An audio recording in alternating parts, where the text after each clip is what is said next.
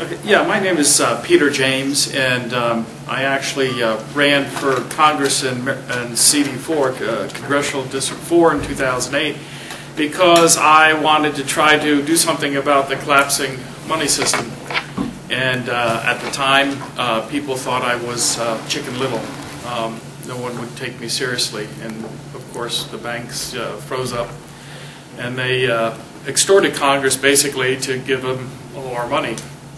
Or a good portion of it. I'm running again this time because I think we're going to see even worse collapse. And similar to Joseph and the Pharaoh, I don't know if you remember the story, there was a famine and the people went to give the Pharaoh first their cattle, and the second famine they asked to be their slaves. And the reason why we're looking at the government to pay for our education, our health care, our retirement, all these things, because we've been impoverished through these artificial famines that I believe the banking system has brought upon us. So please go to peterjames2012.com and you can find out a little bit more about me. Particularly, I'd like you to watch a video called Money as Debt. Money is the most misunderstood thing in our society, and it is what really we need to fix. And throughout history, there's been periods of hundreds of years where we've seen prosperity, and we can bring that back if we fix basically the money system. And I'm a original intent, enumerated powers interpretation of the Constitution, which we need to get back to. Thank you. We're all on the same page, don't you believe it? We have a white cat and a black cat, and we're mice. And they tell us we either need to stimulate the economy and borrow, or we have to cut the deficit. If we got back to the enumerated powers, we'd be spending 10% of what we're spending now on the federal level. That aside, the real issue is there's only about a money base of $2.2 trillion. If we start paying off that national debt, there would be no money circulating. Everyone needs to understand, and our elected officials are as clueless as we are as a populace of how this Ponzi scheme, it is exactly equates to a Ponzi scheme. The only way money comes into circulation, it has to be borrowed in. When the private sector shut down and they weren't loaning the private sector, the government had to step in and borrow. They shouldn't have, but the economy would have collapsed if they didn't. And the problem is we need to fix the monetary system. Please go watch Money as Debt on my website, or you can go to YouTube. Until you get that, these are not solutions. It was said that the definition of insanity is doing the same thing over and over again and expecting a different result. So we have to look at the core of what money is. Thank you. Well, this is my softball question for the day. But I want to see a show of hands. Who sold their house because they knew the housing bubble was about to burst? Show of hands. Okay, who got out of the stock market in 2007 because they knew it was going to collapse? I mean, knew. Come on. Okay, who ran for Congress because Albert Wynn would not listen to them when he said the banks were going to freeze up? I know exactly what's going on. You guys can find out too if you go look at the Money as Debt video. The money system, we've gone back and forth between a private Ponzi scheme money system in this country 4 times. Andrew Jackson was killed. He ran on one issue, candidacy. It was to kill the bank. He killed the bank, the second bank of North America. It's the only time in the history of this country where there was 0 federal debt. 0. And it didn't take a long time. It happened almost overnight. So it's too long to explain in a minute, but you guys need to. Otherwise, you'll just, go back into your oblivion. Thank you. Anybody see, Anybody see Mr. Smith Goes to Washington? That was my favorite movie.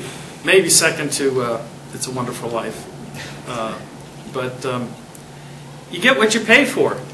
I think we got 140,000 Republicans. I'm running for office. I haven't got a single phone call from any voter to ask me what I stood for.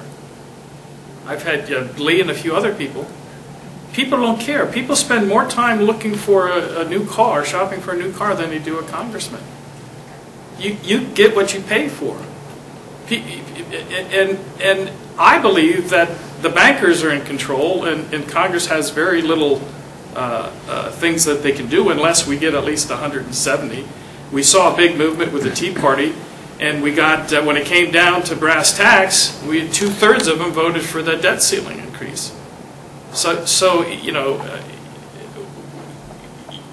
it's you guys. It's not us guys. It's you guys.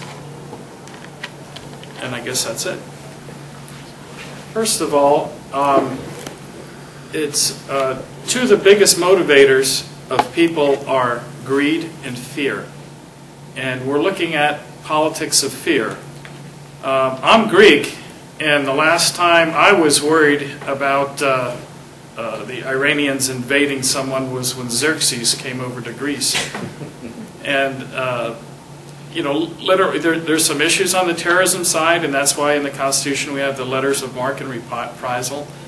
But I think one of the big motivators is not so much oil, but Iran, basically, together with China and Russia, are looking at, our dollar is about ready to collapse. The dollar's been the reserve currency, and we got all these oil countries to take dollars for their oil.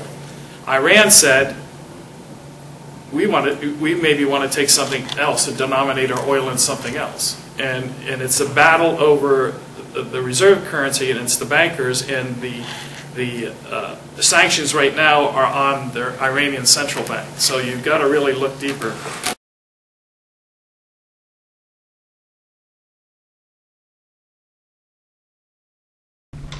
There's the rub. Do I agree? To me, it's not a question of how I feel or what I agree with or not agree with, and that's what takes us down that slippery slope. We have a Constitution that only grants certain authorities to Congress. Now, when Congress gets up, these guys might get up there and they may change their mind. But basically, we have not given Congress a blank check. And if we go back to the original intent, the enumerated powers, this wouldn't be a question. There is no authority.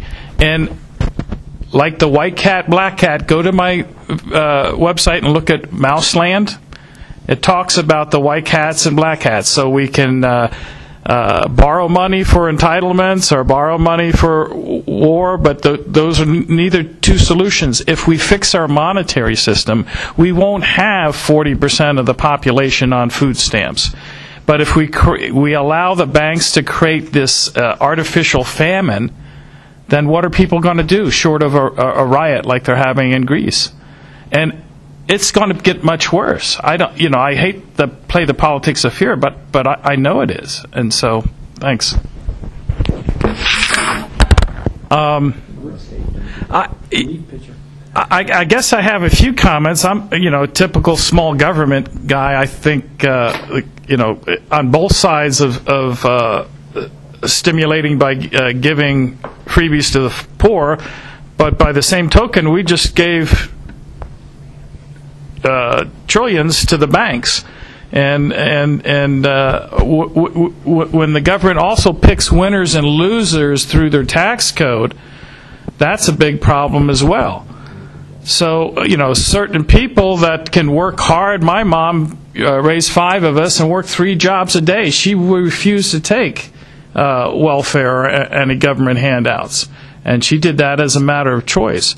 Once again, if we get back to the Constitution, I don't believe it says there's any power to do any kind of stimulating whatsoever.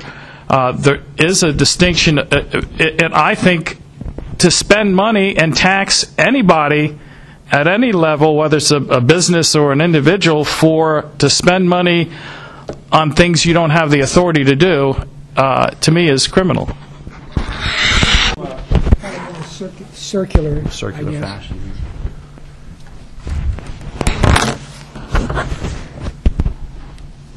I think it was in '92 when Roscoe first got in there. I went down to Congress to try to get some interest in what the Federal Reserve was doing and how it was a problem. He spent about 20 minutes with me listening, and then basically just blew the whole idea off.